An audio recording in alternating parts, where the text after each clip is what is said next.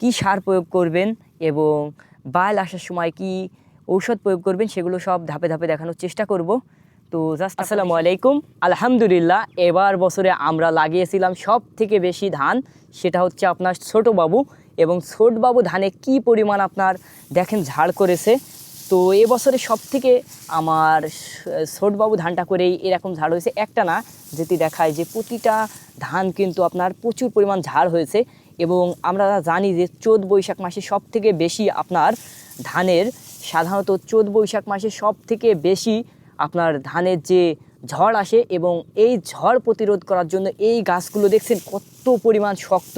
আপনার ঘাস কোনো মতেই আপনার এটা যাই করেন, এই যদি ছোটবাবু ধানটা লাগান তাহলে এই ধান খুবই কম পড়বে, মানে পড়েই না বললেই চলে। বিশেষ করে যারা ভাবছেন যে ছোটবাবু ধানটা চাষ করবেন, তো তারা করতে পারেন। এটাই কিন্তু প্রচুর পরিমাণ আপনার ফলন হয়, এবং আপনাদেরকে দেখানোর চেষ্টা করব যে এই বছরে আমাদের কেমন ফলন হয়। তো দেখতেই পারছেন যে ধানের কি পরিমাণ আমার ধানের সাধারণত আপনার ঝাড় হয়েছে।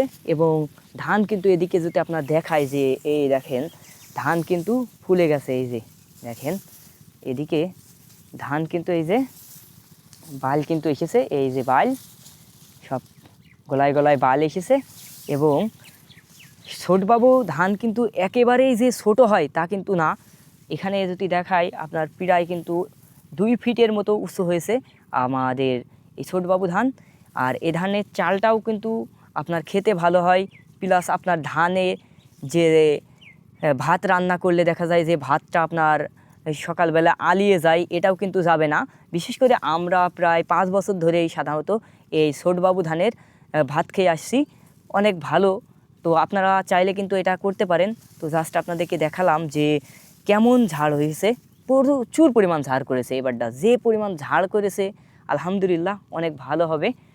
কি সার প্রয়োগ করবেন এবং বাল আসার সময় কি ঔষধ প্রয়োগ করবেন সেগুলো সব ধাপে ধাপে দেখানোর চেষ্টা করব।